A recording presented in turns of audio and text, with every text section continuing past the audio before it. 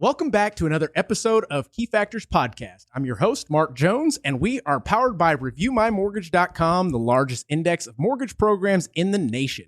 And I wanted to give you guys a quick update on that. We are now surpassed 10,000 users nationally in the first 30 days, something I'm super proud of. And it just proves the concept that consumers out there like yourself are interested in knowing what you can possibly do mortgage-wise before you actually speak to a lender. So that being said, I want to get into a pretty cool episode that we have today. But before I introduce our guest, I want to make sure I introduce Matthew Stansberry. How's it going, guys? And then now let's go into our guest of the day. Our guest I met recently, pretty much just coming along with manufactured housing, and within the first 10 minutes fell in love with the dude. So without further ado, I want to introduce Peter. Peter, how's it going, man? It's going good. Mark, how are you? Doing very well. So good. Our listeners have no clue who you are, where you came from. I've gotten to learn a great deal in a short period of time, and I want to share that with our listeners. So if you could just kind of take us, where you from, where you been, where you going? Yeah, for sure, man. So thanks for having me on the podcast, Absolutely. Man. I'm super excited about teaching people more about lending and how to become a homeowner. Yeah. I'm from College Station, Texas. I grew up there. My dad was a professor at A&M, so I am an Aggie more so than most because I actually grew up there. True. Growing up at A&M, I didn't really like A&M a whole lot in College Station because the Aggies, kind of clash with the locals. So I got out of there, traveled for the better part of 2 years, found myself working 3 jobs in Northern California as a ski bum. I worked for the National Park Service, and then I worked at a restaurant to get a free meal. Called my dad, said, "Dad, I want to go to college." And he laughed at me. He laughed, and he goes, "You, college?" I was a little bit of a rebellious, rambunctious kid back then. Probably still am. Reminds me of myself. Yeah, for sure, I bet. And just decided that I needed to get a degree in something or at least find some sort of a track to get me in the right direction. So Sure. I loaded up sold one of my cars, loaded up my other one. I was living in a van, basically an old Blazer, working these jobs, climbing in Yosemite, just kind of living an outdoor lifestyle, and ended up trying to do community college. It's too expensive in California. So I drove back to school, went to Blendon A&M. Went to A&M for a year and a victory lap. Okay. Then ended up moving to Colorado, raced in the mountain bike world, worked in the cycling business for 4 or 5 years. Just always been an outdoors guy. That's awesome.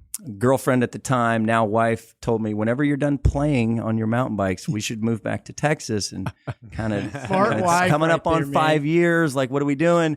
So I kind of came to my senses and took the cue there that next year's 5 years and we better have a life together, not just fiddling around in the mountains. So we ended up moving back to town, and she worked for Hyatt for a long time. So she got promoted back to San Antonio, and I stumbled into the mobile home business here in San Antonio. But yeah, man, I graduated from A&M. I'm an Aggie. I'm an Eagle Scout. I love family. I got a beautiful wife and 2 beautiful children, 5 siblings, all about family, man. That's but awesome. That's a little bit about myself background-wise. But other than that, I work in the manufactured housing business here in San Antonio. I absolutely love it. And yeah, dude, I'm excited to teach people about homeownership and how to get going. I love that. I love your enthusiasm. And mostly I love the passion that is just exuding through you, truly. And a lot of folks say that about me, but I love what I do. And it is helping people accomplish their goals, their dreams, things that they never thought was possible, getting them on the stepping stones to next levels. So before we get into the manufacturing thing, manufacturing being sales, were you in sales before, like the bike world, all that good stuff? Because I can imagine those kind of bikes are not cheap. I was, and I never really was clued into it. Sure. I worked for my first job was in a bike business. Okay. I was doing concrete ramps for the bike shop for spare bike parts. Okay. Just totally struck a deal with the owner, which would be sales. Yeah. Little did I know, I was 10 years old and like, hey, I'll pour this Quickcrete, make a ramp for your customers. I'll build you a bench, and I need handlebars and pegs for my BMX. Like, he's like, sure, 8 years old. Here you go. But I got back into that business, I guess when I was 19 years old, and started working at the bike shop, selling bikes, selling high-end bikes, learning how to upsell. and just learning how to connect with people. I remember distinctively all the other guys in the shop would get mad at me because I would yell across the shop to greet the customer. And they'd always say, why do you greet people so differently? And to me, it wasn't even really noticeable, but you'd get the college girl that's coming in to buy her bike for her freshman semester, or you'd get the country guy that's coming in who needs a tricycle with a gun holder on. Sure. Yeah. Dude, you can't greet those two people the same way. You're exactly right. You got right. to walk up to the young lady that's on her freshman year of college and say, hey, ma'am, how are you doing today? Let me show you our affordable bike. She's like, oh, my dad told me I should buy a bike. You're like, fantastic. Follow me. I'll get you a perfect bike, a rack, a lock. You're good. Then you get Billy Bob in there who needs a tricycle. Billy Bob, how are you today, brother? You talk to people differently. So I've always had a passion for connecting to people. But I really didn't get cued into sales and the sales world until I had a couple mentors lead me in the right direction. You were just like doing a job at the time. Yeah, natural. And that was, I guess what I was going to ask was, a lot of folks will ask me or ask Matt, how did you guys get good at sales? And it's not something that we just popped out of mama and all of a sudden we were like, here's this newspaper, I'm going to sell it to you. Yeah. It's just not what happened. It's trials and tribulations and learning from your experiences. But what you mentioned in the beginning was a form of mirroring a customer, essentially. You've got to bring it to their level to be able to relate. And I think as you move further with experience, you tend to relate to more people as you encounter more people. But back then, did you know you were mirroring? Did you know you were practicing sales techniques already, or you were just being you? Not at all, man. I guess I was just being me. And, back in the day, it was fun to emulate others or, do the impressions and things like that. I mean, to me, that was a kick. It was a gas. I always did that kind of fun stuff. But two things that will really pay dividends to everybody, if you would grasp these two things in life, is you got to learn how to communicate with people. The more people you can communicate with and connect with, the more people you can have likability and earn their trust. If somebody's going to do business with you, become friends with you, develop any type of a relationship with you, one, they got to like you. Okay? Nobody goes to people that they don't like. Exactly right. And two, you got to trust that person. Yep. In order to develop that trust, I mean, you're literally missing one item in that trifecta, which is know the person, know, like, and trust. Yeah. And if they don't know you, you better find a way get them to like you. Yep. And to trust you right away until they know you. Absolutely. And I mean, did you read that somewhere? Where did that come from? Because I will tell you, and those listening know that I went to college, never graduated. It was one of those things that I got in an argument with a professor about life. You'll make more money because you have this piece of paper. And I was like, dude, I'm in the world right now. I've got a small business. I'm working at a bank. And I asked them if I'd get a raise if I finally finish this degree. And they said no. So real life, and here I am in the auditorium talking to the professor with all these students naive behind me, parents paying for their tuition and everything else. And I'm going, experience is what you kind of have to get across to these folks. But yeah, I mean, in your case scenario, I've self-educated for many years, and I wasn't the best reader, so I listened. Once I got better at listening, then it was like, okay, give me more books to start reading, that kind of concept. And I'm the kind of person that I can't read something one time and go, oh, I've got it. I literally have to read it twice, sometimes 3 times for it to stick because I'm so ADD, ADHD. And I guess what I'm trying to say is I will make the sacrifice to do it 2 and 3 times because I know that about myself. With you, was it something that you were reading? Was it something that you were emulating in someone else that stuck? What was it? What can you attribute that to, Because they don't teach what you have in school. Yeah, that's true. Very true, man. Quite honestly, it's an attitude. Yeah. Your attitude is your most valuable asset, and you must safeguard it from the thief, not only on the street, but in your mind. You can really get bogged down with things that happen in your life, and your attitude, your ability to carry your positive attitude from day to day, from hour to hour, from minute to minute is completely taken over by this negativity, stuff that is on the news, or, maybe a deal that's gone bad, or a sale that you missed, or gosh, could be anything from a missed stoplight. Correct. People will allow themselves to be completely demoralized.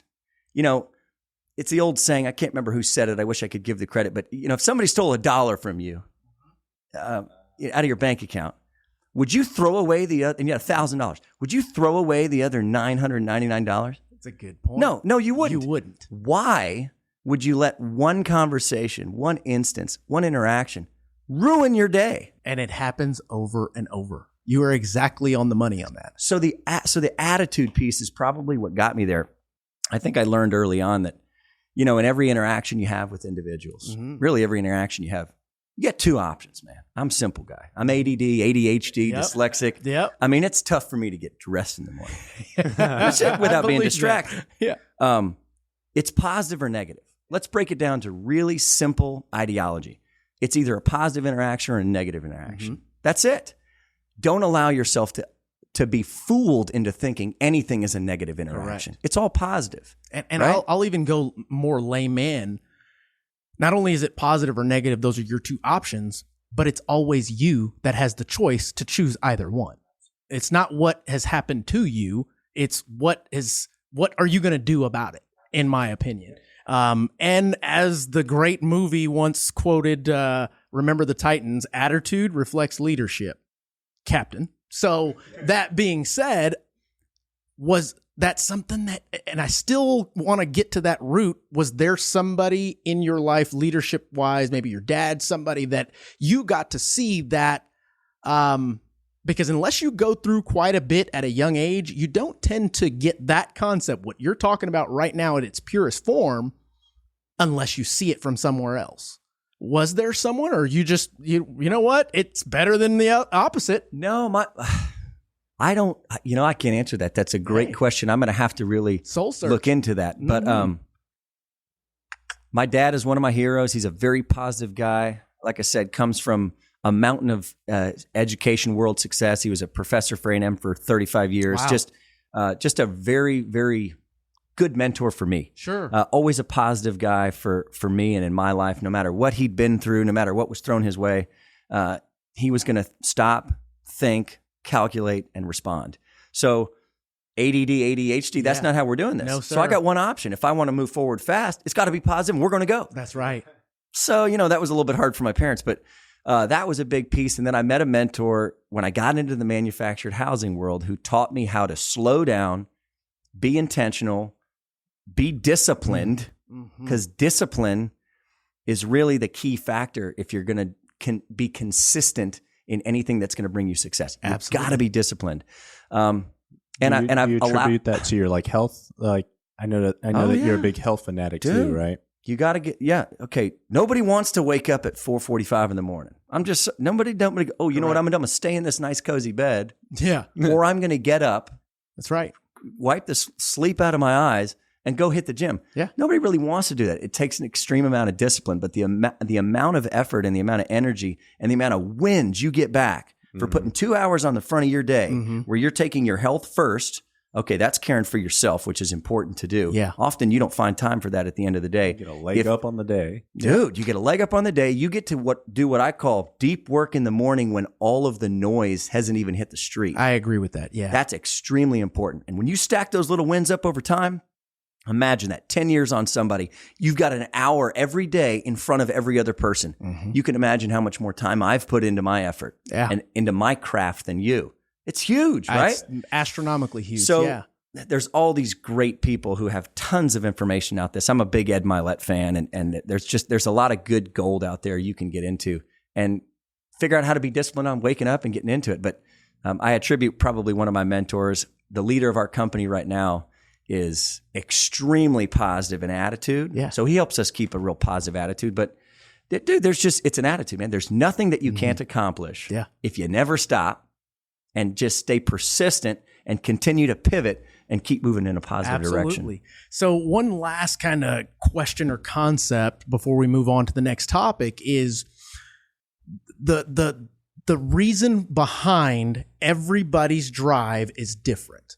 There's the why that gives you the passion or the fire to go and do what you do every day. There's a reason why. It's not just like, I know I'm going to be better than everybody, so I'm going to get up early. No, I'm going to be better than everybody, and I have to get up early to do that, and I'm doing all of this because of this. Is that your family? Were you doing that prior to you had a family? I mean, you get where I'm going with that? Absolutely. Absolutely. So my why's pretty simple, man. God put me here on this earth for one real simple reason. I'm here to bring simple man. I'm here to bring joy to the lives of every person that I interact with. And I have a duty for that to my family, my direct family, my wife, my kids. That's a big why. Yeah. Okay, but they're good. They're set up, and I'm going to make sure of that. Let's expand our circle of influence. Okay, who's next? Mm-hmm. Okay, maybe my cousins, my brothers and sisters, their family. So I'm always shooting them texts and emails and motivation and hey, thanks, and hey, I love yous and stuff like this. Okay, then my team, right? Mm-hmm. Great, got them going. What do my guys need? What are their goals? Right. Hey, Warren, one of my sales guys. What do you want? Yeah. Well, I want this, this, and this. Okay, great. That's my goal now. I've got to get him what he wants. If you get enough people what they want, it's going to flow back to you. So my mission statement has really been over the last 5 or 10 years, bring positivity to every person that you interact with. I love that. That's my goal, man. Yeah. That's my biggest why. My wife, of course, without her, man, I'd probably still be in the van in Colorado. She is everything to me. She keeps me focused, keeps me caring, keeps me out of trouble. Kicks you out of bed at 4:30 in the morning. Dude, absolutely. That's probably my biggest why, is to bring joy to the other people in my lives, whether that's the person at the coffee shop, or the gas station attendant, or somebody that comes in who's looking for a home. That's a big one. Or anybody that you interact with. Just ask yourself, how can I make this a positive interaction? How can I bring value to that person? How can I add to this person's day? I want that person to leave, and this is not selfish. I want that person to leave this interaction and go, man, I just had a great interaction. And you know who what? was that? I'm going to go as far as to say, even if it is selfish, it has to start there, in my opinion, because a lot of folks will ask me, why did you get into the business that you're doing? Number one, money. That's why I started doing this. I'll be 100% honest with anybody that asks, and I achieved that. Yeah. But then at a certain point, you come in your career and you go, okay, I've got the money. I've kind of got the needle moving activities down. I've gotten the concept of consistency and getting myself back on track, getting my goals in line. That's the me factor. But then you look up one day and you go, okay, this isn't enough. I'm not being fulfilled. And it begins this shift of, I'm now working for something bigger than myself.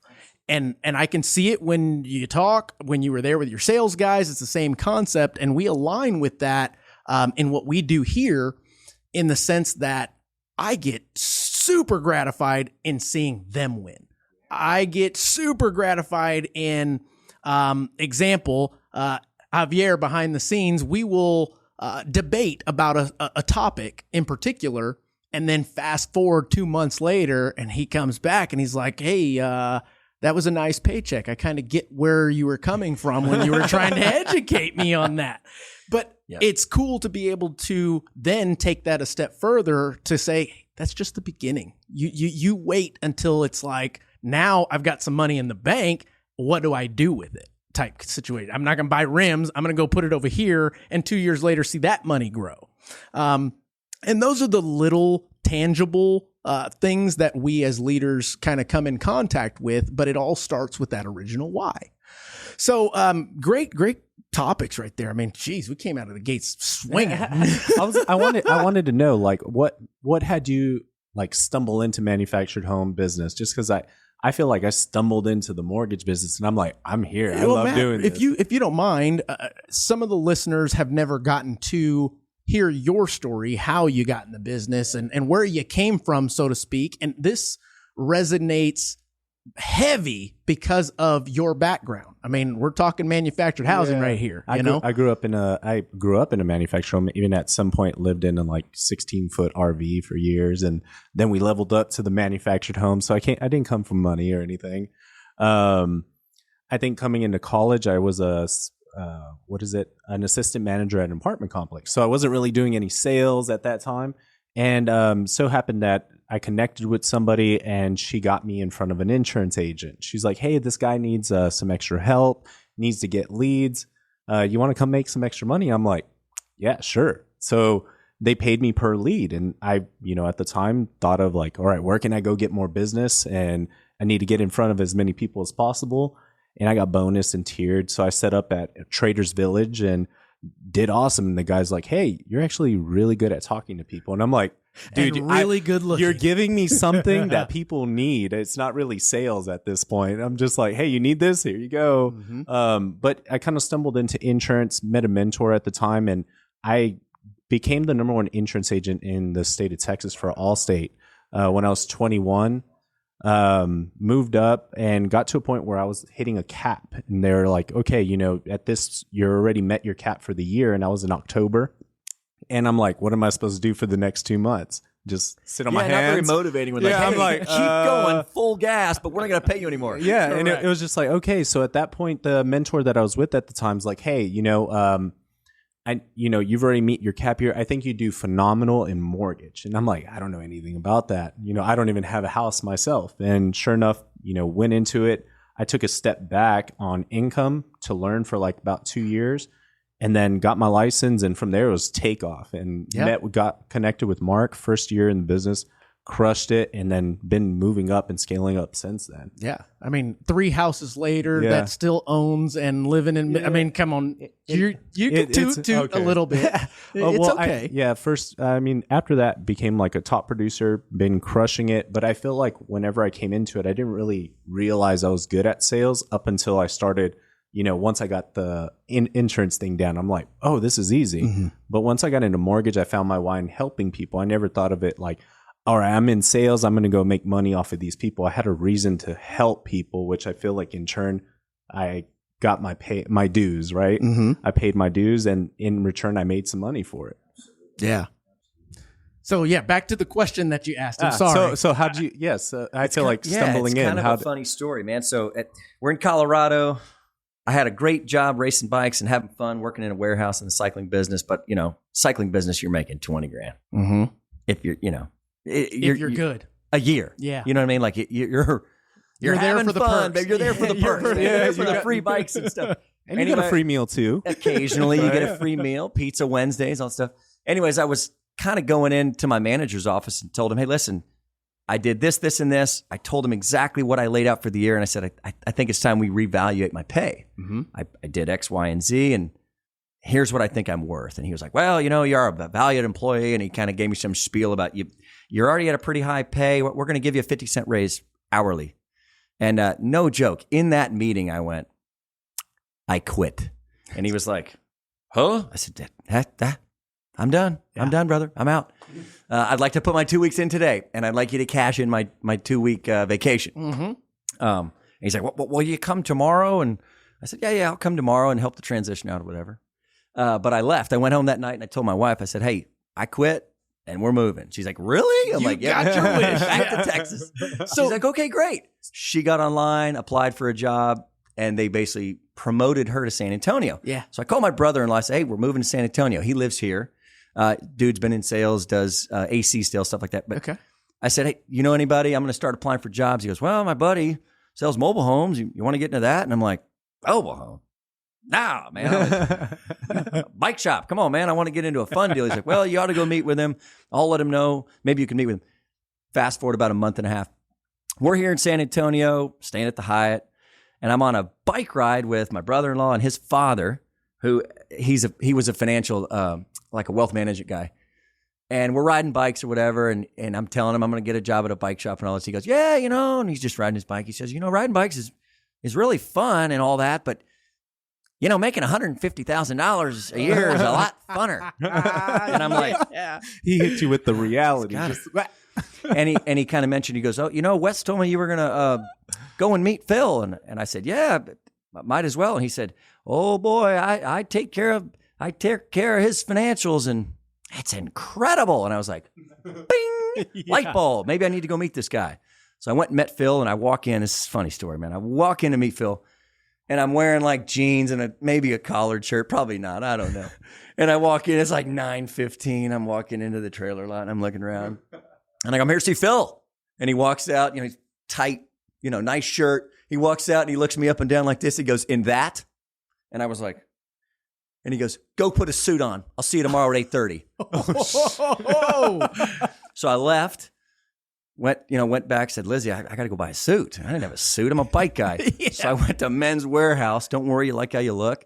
And I got myself a nice gray suit and a button-down white shirt. And I, sure enough, came back at 8:30 in the morning, met with this guy. We hit it off. Sends me out to meet the VP. I met with the VP and did my best. I get to the Starbucks and I'm like, how am I, okay, I know what he looks like. I've researched him. How am I going to impress this guy? I really want this job. So I got a coffee with cream and sugar and a black coffee. And I set him right there. He pulls up in his Mercedes, AMG. And I'm like, dang, these guys make money. But he parks in the back so the people in the front don't know. Yeah. And he comes right in, he's on the phone. He comes right in, he looks at me, he goes, you must be Peter. I said, yes, sir. Nice to meet you, sir. And he goes, let me grab a drink. I said, I got black and I got cream. Which one you want? And he looked down and he went, dang. Sat right down. I said, let's get to it. I know your time's valuable. And after that, I left. And I think Phil called me not long ago. He goes, hey, man, he liked you, but I don't like you. I'm not going to offer you the job. And I was like, dang. And he goes, you're just a square peg in a round hole, man. It's just not going to work. And I was like, well, sir, I'd like to give it a shot. If you give me an opportunity, I'll learn from you. And I think you'll be happy with the result. He goes, well, I don't know, man. You're just not my cup of tea. I mean, he's making me sell him on it. So I said to him, you know what, dude? I'm going to be there Monday, and I want you to think about it over the weekend, but I'm going to be there Monday, and if you give me the opportunity, I will not look up for a year. That's and he awesome. kind of waited, and he was like, all right, dude, you're a referral. I'll bring you in. I'll see you Monday at 8 a.m. Dress sharp. And I was like, yes, sir. And that's kind of how I got into it. Now, do you know what Phil was doing at that point in time? No. To you? I'm sure you do at this point. Oh, yeah. For nowadays, I do that to individuals when I'm trying to get the interviews and stuff. But at the time, no, the pressure was on. Like, I was like, this guy's being a dick. You're What like, the hell? what's going on here? Like, I thought I was I did this. It's a referral. The guy likes me. What's going on? He was testing a little bit of my ability and grit and resilience and like, what's the response and what's this guy's mental state and is this guy going to pan out through what we call hills and valleys in our business? If he takes rejection, what's his response? Correct. And man, we were close buddies. That test real quick. It was just one of those things that no is not a response that you're satisfied with. No is spelled K-N-O-W. I love that. And I guess question or concept for a brief moment, being where you were, you'd only had limited experience in the workforce, but it was semi-sales, wasn't extravagant sales or nothing with a big profit margin or anything like that. Yeah. But were you quickly enlightened to what the difference between a boss and a leader / mentor is?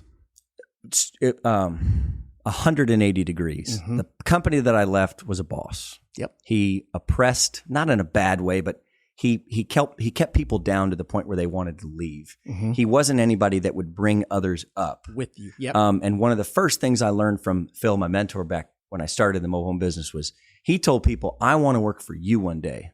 Do you have the ability and the capacity to learn and become a leader of me? Yeah. And that was a challenge to individuals. That's brilliantly put, and that is something spoken from a true leader. Absolutely. And it's crazy when you look at people who are a boss and then individuals who, what I call leading from the line. Correct. I'm not going to ask you to do it if I don't do it myself first. Absolutely. Or show you exactly how to do it. Mm-hmm. And then been through it. Yeah, or been through it and train you how to do it.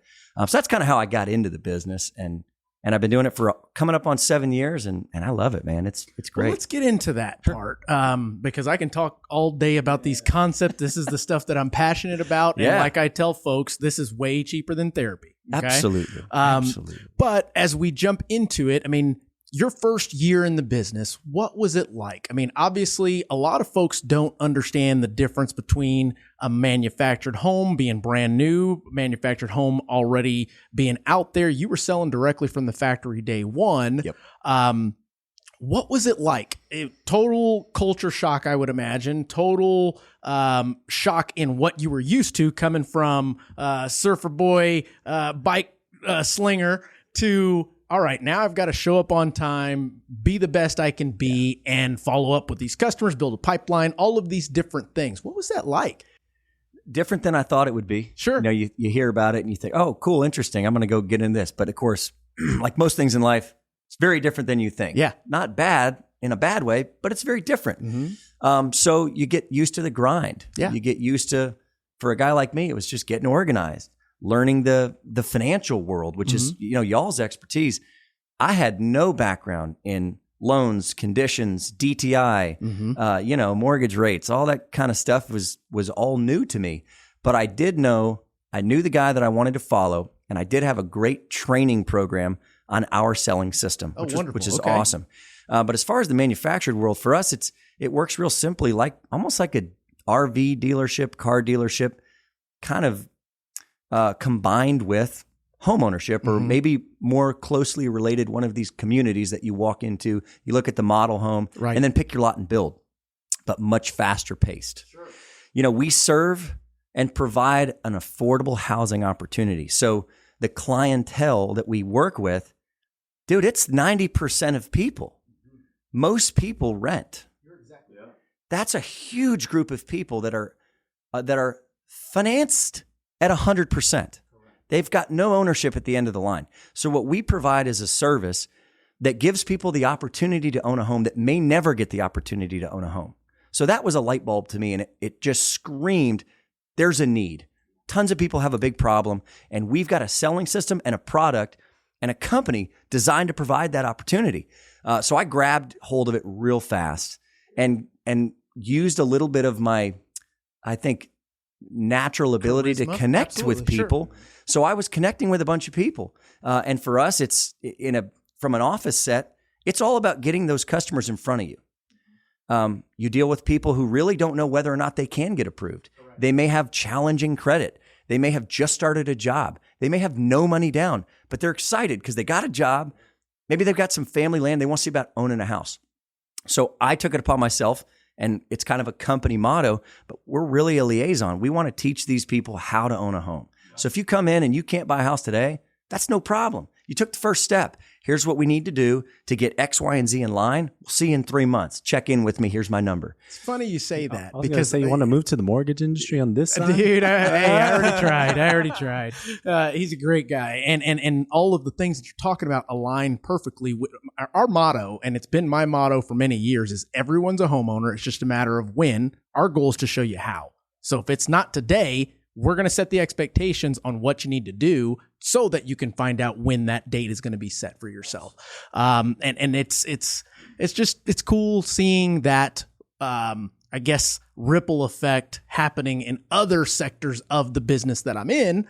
And I will be honest, we've never heavily focused on manufactured housing more than we are currently doing at the moment, because it was never really a place in my mind that people would flock to, but there's always been a niche for it. Just like you said, 90% of consumers are renting right now. So you're better off getting some stake in land and a home. And that's the entry point to getting that done. Yeah. And there's, Mark, you bring up a good point. There's a stigma associated with manufactured housing. Absolutely. And it's not, it's no big secret. I call it grandpa's old single wide. When people come in and they think of 6.5 foot ceilings or, houses that are built with, you're right, poor insulation or whatever. Yeah. Dude, it is not that animal. If you've ever been in one nowadays, you'll know that they're built to the rigorous codes. You get the smaller ones, they're IRC code. You get HUD code now. We build modular houses. Sure. A modular home is built above site-built standards because it's built in a controlled environment. So the stigma that comes along with manufactured housing really has to do with a bunch of stuff back in the 80s and 90s and early 2000s when they weren't regulating how the home was set up. There's moisture under the home. They weren't properly maintained. Dude, if you don't change the oil in your car, you can't get mad and say, I'm never driving a car. They always go bad. No, you just got to maintain it right. So we're as mortgage rates increase, it's just a fact of reality. And let me tell you, when my parents bought their home in the late 80s, early 80s, they were getting 16% mortgage. I mean, when people see an 8.5, 7.5, 8, 90% rate, that's not terrible. Can attest to this, actually, is I just helped my mom pay off her house, manufactured home. Yeah. And I went and looked at the bill and I'm like, Mom, you were paying 17% for how many years? I'm like, wow. But you only know what you know. And that for a large demographic, and I believe that demographic's always been there. And I also believe that as rates continue to do what they're doing, as home values continue to do what they're doing, that sector is actually going to grow. Yeah. And thinking about it, let's just say affordability with a manufactured home, right? Compare that $180,000 manufactured home, pairing it with the land, you're at $200,000. What's a $200,000 house look like right now? Well, you can see them all the time on San Antonio investor websites. They're dilapidated. That's the right. sheetrock's rotted out. Yep. It's got old, copper piping in there. I mean, what it is a rehabilitation project. Right. And it's probably a health hazard. And these manufactured homes just blow it out the water. They're nice nowadays. Yeah. So what we're seeing in our world, and this is probably across the industry, is an increased clientele. We serve all clienteles, but nowadays you get people that have really been priced out of that $250,000, $300,000 price point. That's the demographic I'm talking about. Because of the rates, because of what's required by some of these lenders nowadays. The credit underlays are getting a little bit more specific and a little bit more rigorous with a lot of these mortgage companies. When you jump down into the manufactured world and you see that the people buy from us for two reasons. We're faster, we're more affordable. Right. Okay? Absolutely. If you haven't been paying attention, I don't pay much attention to this. Sorry. Never cost too much. I use paper Never and cost pen. too much to pay attention. I use paper and pen. The technological age that we're living in, people want things fast. Really fast. I don't know if you guys have built a home in the last year or two, but it's been a painstaking process for people building a house. Absolutely. You're talking about a year with year. no locked pricing. That's correct. That means you have to redo a loan at the end of your... That's exactly right. It's frustrating for buyers. Yeah. I know that because we're on the front line talking to them. We provide a product and a service to a large, growing group of people to do land home packages. We do VA loans, FHA loans, USDA loans. We do zero down conventional loans. Yep. There's all kinds of products from these lenders that are kind of tailored to people that want and need to own a home. That's right. But otherwise wouldn't have the opportunity to do so. Correct. And more times than not, these are folks that probably make more than what they can prove on paper. These are folks that have not been educated on the credit situation. They're also more times than not the first of their generation to be buying a home. And that manufactured home being the ticket, the gateway into what I love to talk about, which is equity. I don't talk about it the way that the woke media talks about it. I'm being 100% honest. And that concept now resonates for generations and generations. And if they've got the land now, well, a lot of times they leave that manufactured home and they build when they're ready to build on their land. So it's like they're a leg up on everybody else because other first-time home buyers see the stigma that you're talking about that is associated with it, and they go and buy a home that's in a neighborhood, not even a quarter of an acre, and my dream is to buy land and to build my home. Well, if you look at it, most folks that build or buy a manufactured home new construction, they already got the land, or if they don't, they've got to put it on land. Yep. What is your average plot of land that you guys are putting these things on? Estimate. I'm not going to quote you on it, but just kind of probably that's a good question. Probably half acre to an acre. Okay. Yeah. So the modular home, mobile home, manufactured home, whichever one you want to put on it, guarantee you it's not an acre wide. No. That can't be larger than 76 feet by the code in Texas on the highways. So, the larger ones are 32 by 76. You can get into triple wides, which are about 42 by 76, 3,000 square foot house. Fancy. Oh, dude, those are some nice houses. They're beautiful. But what you said is absolutely spot on. A lot of these folks want a bigger piece of property. They're being completely pushed out of the market if you're considering a larger property, 2.5, 5, 10 acres, and then a building. Yeah. I mean, we do them. Don't get me wrong. We get the occasional customer that wants to go modular. They're doing $700,000, $800,000 loans. But if you were to go build a 2,500 square foot home on that 10 or 20, 30 acres, dude, you're over $1 million. Absolutely. You're over $1 million. Exactly. You've got to get a jumbo loan. You've got to get multiple mortgages. We have a product that satisfies that. And whether that customer is doing a temporary loan, which we have products that you can do, a larger land loan, right, and then a single wide where you're doing, an $80,000 home. That's not a typical mortgage. Right. That's considered a land loan, which is a completely different term. We have a product where that loan is built as a primary residence. Correct. And that's for somebody who wants to buy big acres, put a what I call a for now house. Okay. And then, a couple years down the road, build their dream home. Absolutely. We're seeing a lot of those customers, man. And I want to get into the nitty gritty of manufactured housing, maybe put some myths to bed. And those that will tune into this episode are probably going to listen to it in their car with nobody else because they don't want anybody to know that they really wanted to know some of this information. And that's okay too.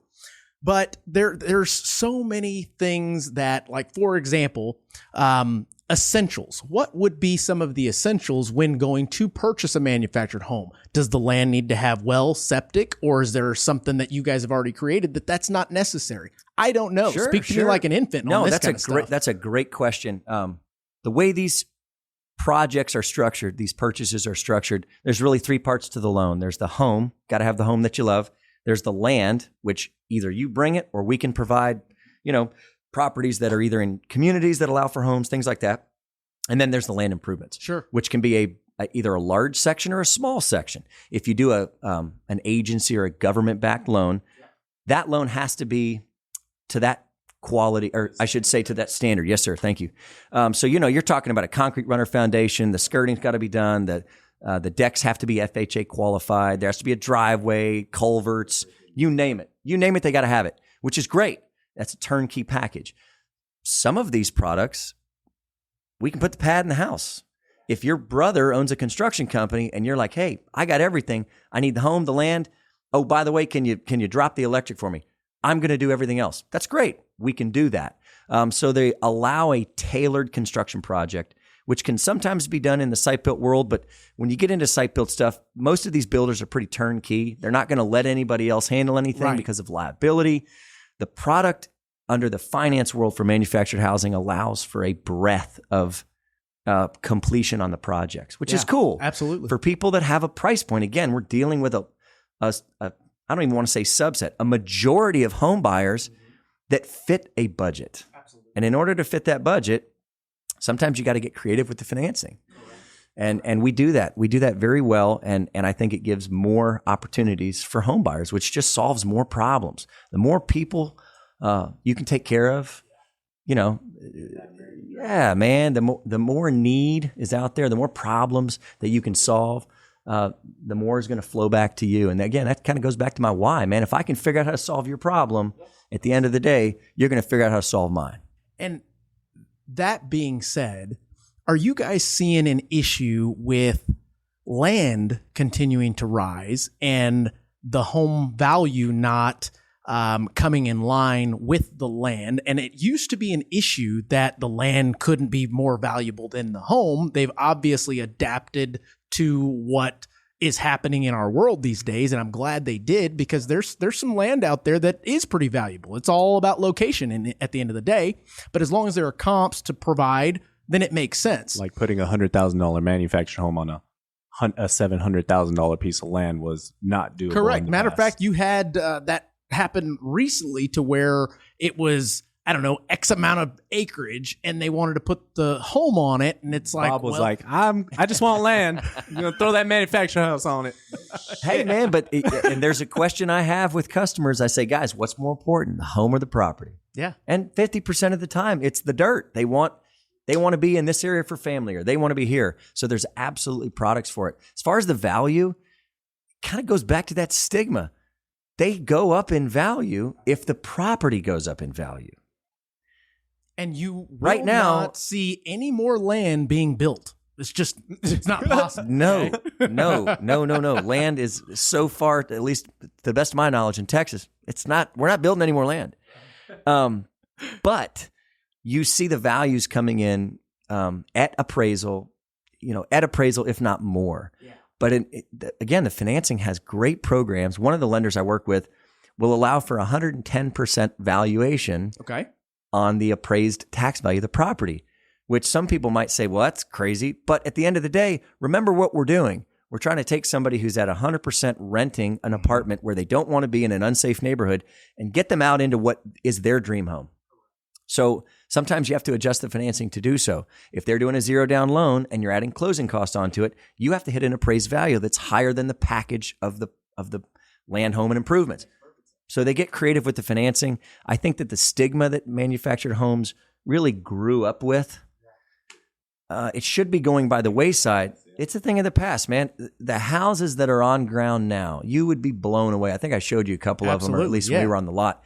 So we're working through it, and it's all an appraised value thing. One thing I'll tell you is if it's on a concrete runner foundation, it's a modular home, the appraisal is actually pulled against comps that are site built. Okay. So makes sense. I mean, that it's makes a logical modular sense. home. So they would be looking at, your neighbor's stick and brick house, and they would say, hey, this house is worth $700,000. Yeah, your $400,000 loan is appraised at $550,000. The customer's like, boom, I'm coming into this with $100,000 equity. I'm in.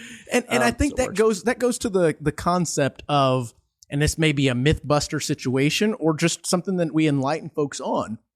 They compare the mobile home or the manufactured home to an auto loan or a vehicle, whereas the vehicle, you drive it off the lot, we all know it loses value day one instantly.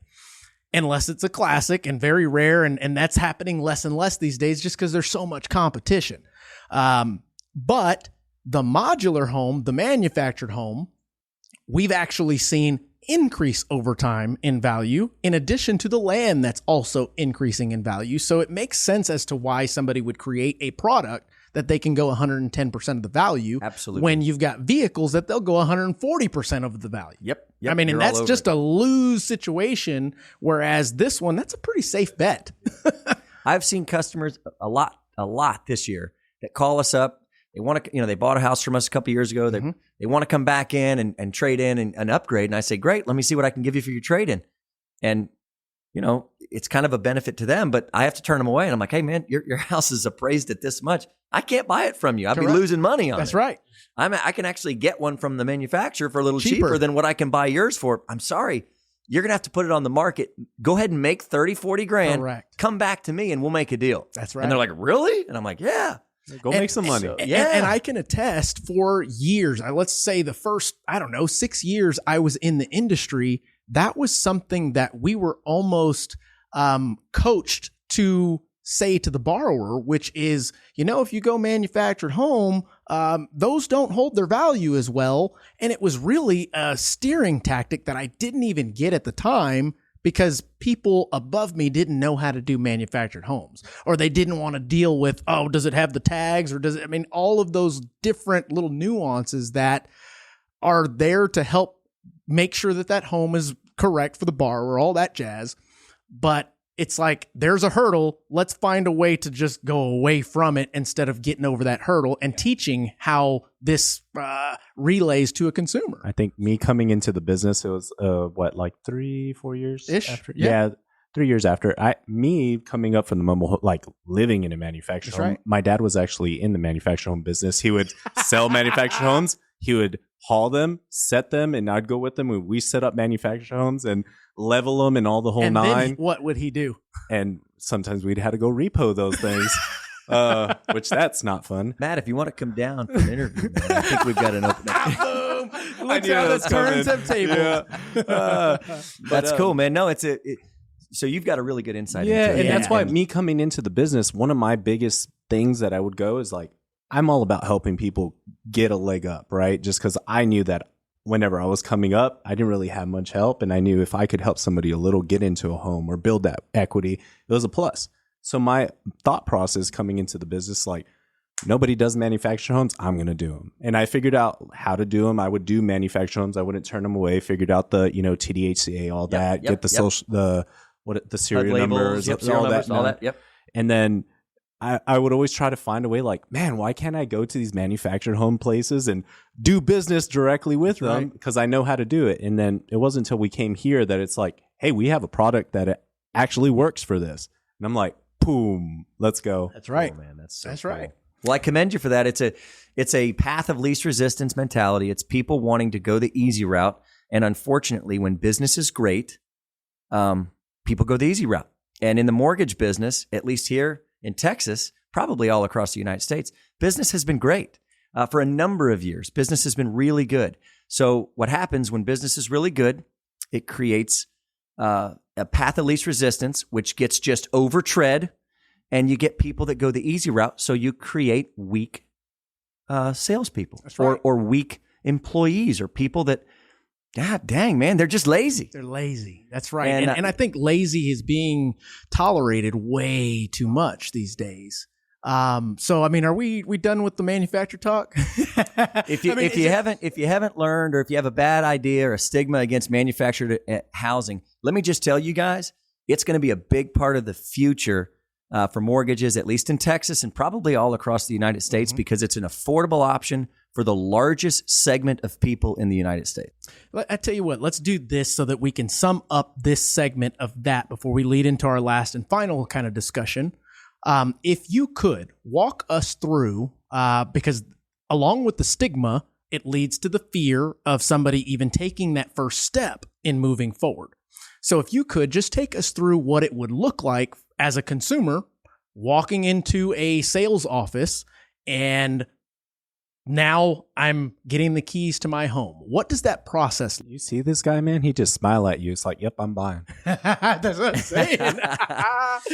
So I just so you guys know, I'm not going to beat my chest on my company, but I work for a company called Titan Factory Direct. We sell champion houses. It's the best built house in the manufactured housing industry. The company itself has 42 actual manufacturing plants all across the United States. We're all over. We have them as far as California. We have them up in Maine. They're all over the Midwest. They're huge. We have 5 facilities in Texas. When you walk into a Titan Factory Direct, you get greeted at the door. Hopefully you've contacted and set up an appointment so you know who you're speaking with, but we take walk-ins, and every place should take walk-ins. You come in, you'll meet a sales associate, you'll sit down in the office, you'll chit-chat for a while with that sales associate. They'll go through what your housing needs are. No more than 30 minutes, maybe 45 if you want to get into the financing and discuss that up front. We boil down what you want in a home, what your financial requirements are, what the bank will most likely require of you.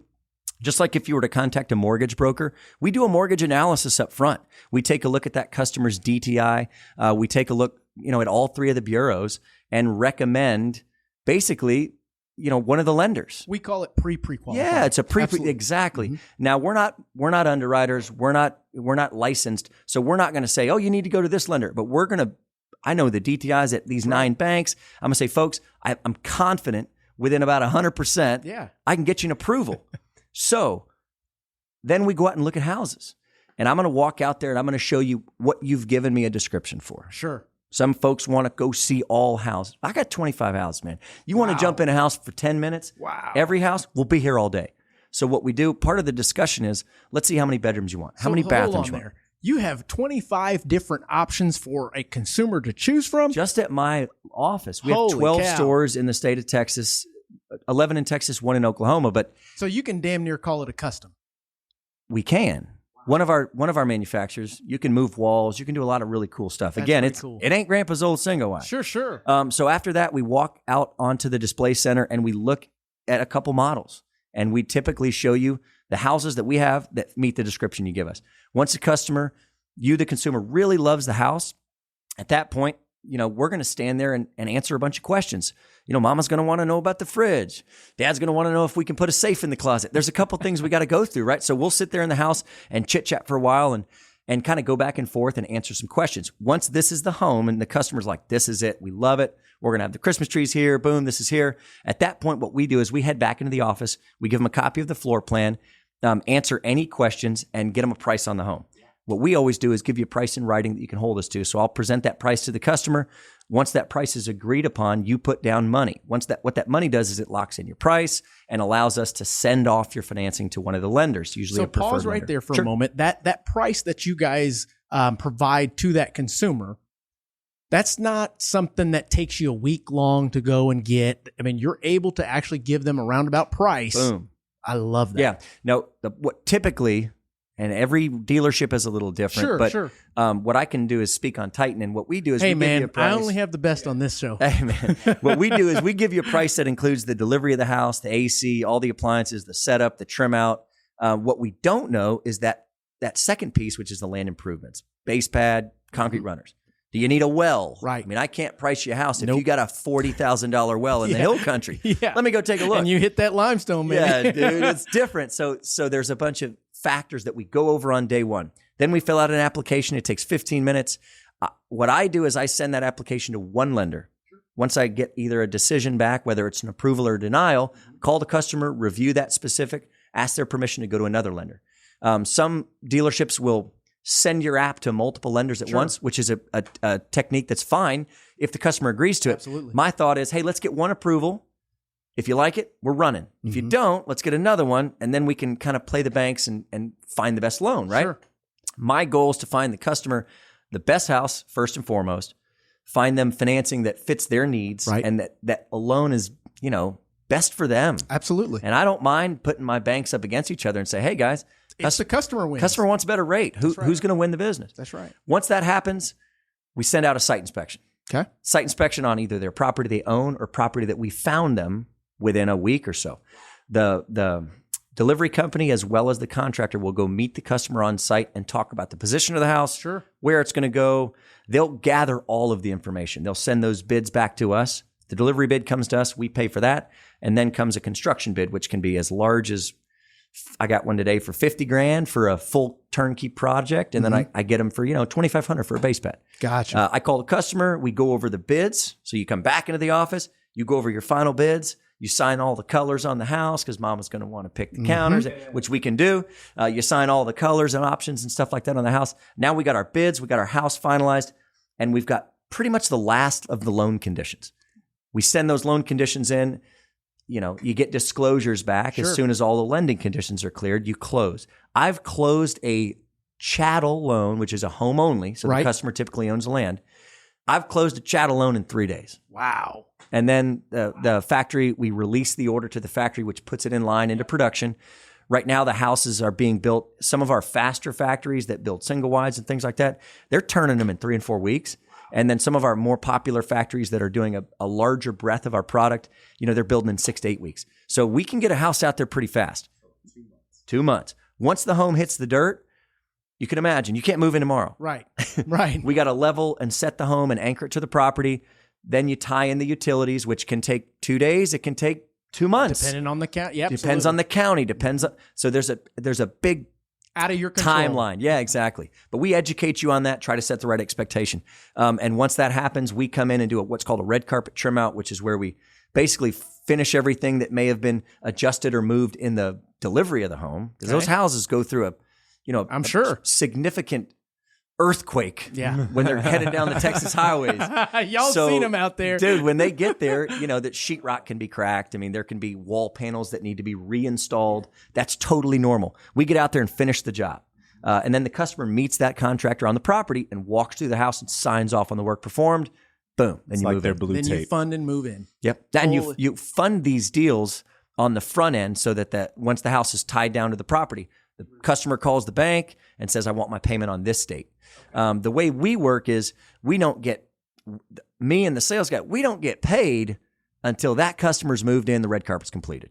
So our incentive to get you into your home and happy, it doesn't stop when the house hits the dirt. It stops when that customer says, hey, I'm done. When can I pick up my keys? And I say, come on by, man. We got them right here. We do a picture and stuff like that. It's really fun. Cool. So that's the timeline, so to speak, as fast as a week from I want that one on the lot and I'm paying cash to I'm doing a VA loan and it's going to take 9 months. Sure.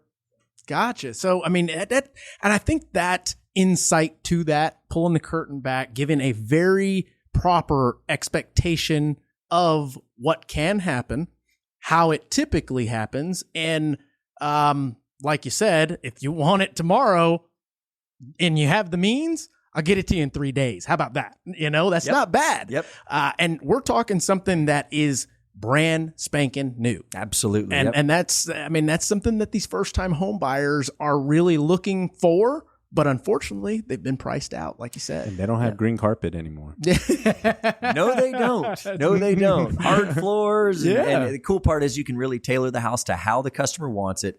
The loan programs, for terms for all of you, mortgage people out there, we buy deep, man. These banks buy deep. That's right. We have programs for people in the 400s that have land that they own. There's an equity program where you can use your land as down payment and you don't have to put $1 down. As long as the land hits a certain value, dude, you're a homeowner. You're a homeowner. So it's creating an opportunity for those that may not be able to fit the bill on a traditional sight house. Yeah, and you guys really adopt the concept that I learned many years ago from a gentleman named Merle Hodge, who was played football, NFL, and his concept was find a way, not an excuse. And it's just resonated because it's true. Haggard. No, I'm like, oh wow, no, we're not going there. That's awesome. So thank you for illustrating that. It was freaking fantastic. I learned something myself. But now our last topic, and you had it on here as your last passion, and I loved it. And it's basically living a driven lifestyle. Is that correct? Yeah, purpose-driven lifestyle. Purpose-driven lifestyle. And we talked about it. Matter of fact, we recorded an episode earlier today, and it went back to that concept of you've got to find your purpose, you've got to find your why before you can kind of dig deeper than you knew or didn't know your body could go, your mental capacity could go, all of those things. And I played football growing up, and that was when I kind of learned how much my body could take threshold wise, which in turn you look back and you go, well, it required the mental state in order to get the body there, but you didn't put the two together. So you start doing these kind of things. Yeah. But tell us a little bit about that concept, the purpose-driven lifestyle. So it ties into the why, man. It really does. I'm an ADHD scatterbrained guy, so I'll get off topic here, but you just bring me back in whenever you need to, brother. So you got to have a purpose, right? The purpose for me is to help everybody around me. And the best way that I can help people around me is to help myself first. Yes. Right? You've got to be on point and sharp, cognitively sharp, if you're going to provide excellent service, great interaction, positivity to the people around you. So what's your purpose, right? How do you develop that? I've got a couple tricks that I've picked up over my years that I like to share with people that help me out a tremendous amount. First, you got your 4 F's, man. Okay. Faith, family, fitness, and finance. I love that. Whatever your faith is, are you right with it? Are you spending enough time and giving it the devotion daily that you need to feel whole there? If you're not, check that box, man. Find the time in the day. It's not hard. Just commit the time in the day. Be disciplined and do it to figure out where your faith is, right? Your family, whether that's your fellowship or your friends or your church or your wife or your kids or your parents. Is your family getting enough time with you to fill your cup, right? Family's huge in my world. And with, like I said earlier, man, without my wife, I wouldn't be anywhere. And that leads into my siblings and my parents and my wife's family, everybody. So my family's a big thing. Fitness, mental fitness. Is your mind right? Is your spiritual fitness right? Is your physical fitness right? I can't tell you guys enough. And you all know this. It's 2023, man. Your physical fitness is extremely important. Preventative medicine is the way to live. So if you're not on some type of a walking regimen or food regimen or something, and you're complaining about either your performance at work or your spouse or something, hey man, get in the gym. Yeah. Do something outside. Go get in the sun. Do something that's going to add to your physical fitness. So faith, family, fitness, and finance. Finance. If your money's not right, I guarantee you, some of these other things are going to be taxed. Oh, man, I can't eat healthy because I don't have the money. Okay, well, here you go. Oh, man, I can't do anything with my family because I don't have the money. Oh, man, my mom needs help, but I can't do it because I don't have the money. So you got to keep your 4 F's in check and be disciplined about that. So that's something that really will help you lead a passion-driven life, and it'll help you feel full. Speaking of feeling full, this is a great concept. I call it my 9 squares. Okay. This is unique. I don't know if I've ever heard anybody else talk on this. I learned it from a friend of mine back in New Zealand. We were riding bikes across the country from Everett, Washington to Gloucester, Massachusetts in 2012. It's 4,200 miles. My good buddy Matthew said to me, he said, yeah, mate, I got to keep the 9 squares, man. We're just riding bikes. I have no idea what this guy's talking about. He's like, oh, yeah, let me teach you, mate. Your 9 squares, brother. And I had just gone through something hard in my life. I kind of ended a relationship and was really gripping the handlebars tight and, thought my life was over. I'm 24, young guy, not bad looking. At least I think so. And I'm single and I think the world's ending. I'm meeting all these people who are like, oh, that's funny. I just lost my wife to cancer. And I'm like, I guess being dumped isn't that bad. Right. So it's all perspective, right? This guy puts it in perspective for me because you got to have 9 squares. Go ahead and fill your 9 squares. What are the 9 things in life that you spend time with that allow you to feel whole. Because if you don't have 9 and one of those squares drops off, you're going to feel a pretty big void in your life, mate. And I thought, geez. So he goes, go ahead, tell me what your 9 are. And never hearing this before, it's very difficult to do. Okay, so it may be your children, your job, music, physical fitness. I'm at 3, I'm at 4, and I'm getting lost, right? It could be your staff at work, right? Those people. It could be your parents. It could be the outdoor lifestyle. It could be, you're starting a business. So these are not necessarily tangible things. You got 9 squares. I like it. If something goes out, your business fails. Man, you got 8 other squares that will keep you up and keep you positive and give you a passion kind of driven life, right? You got all these other things. But imagine if you just had 3, right? Oh, yeah. You just lost 33% of what you're passionate about in life. Boy, that's a big deficit in your mental capacity and health, physical capacity and health, spiritual capacity and health. So try to find some great exercise. Write it on a piece of paper and fill in 9 squares, simple things that you're passionate about. Really dig. You're going to get to about 4 or 5 and you're going to go, huh? Yeah. Well, these 2 are the same. Uh-oh. Okay, well, gosh, what do I love? What really drives me? What gets me going? What feeds me? What gives me energy? What doesn't drain the energy out of my body? Energy giving, not sucking. There's 2 things you got to pay attention to. Is this adding gas to my tank? Or am I coming home at the end of the day spent because I'm spending time on something that really doesn't fill me up? It's sucking the energy out of you. Fill your life with 9 squares. And, guitar. Man, I love guitar for a long time. I gave it up. Well, when I got back into it, all of a sudden, I had that one thing every day that's really, man, it feels good. Yeah. So that's a really cool deal that everybody should get in touch with because everybody gets off of it. And you get overwhelmed, whether it's work or whether you're growing your family. Man, let's say you just get married. Your life is completely about your spouse, which is fine. Right. But keep those 9 squares in check. Maybe you're kicking butt at work. Well, guess what's getting taxed? Your home life, your fitness, your health, all this stuff. So you got to keep that in check. But, having a passion-driven life is discipline. Keeping God first is a big thing for me. You got to remember that we're just so dang fortunate, man. We really are. If you're in this country, if you're in this room, if you're in this state, if you're in that home, if you got a roof over your head, if you're making $35,000 a year, you're living in the top 1% of the world. It's nuts, but it is true. Hey, life's really good. Right. So stop scrolling through other people's lives and focus on you so that you can be the best self for all these people around you. That's a little bit of what a passion-driven life means to me. And boy, am I glad I asked that question. It's a good. I think that in essence is, if you got anything out of this episode, that right there, you can absolutely take to the bank in cash. That practice that you're talking about is what gets us to remind ourselves of what we actually do have, what we do need to be grateful for, which then turns into something bigger and allows you to go, you know what? I'm not about to give up the rest of the $999 because somebody stole my buck. Hey, you know what? That guy probably needed it more than me. That's a great way to look at it. And it's going to take me a lot less time to go get it back. God, dog.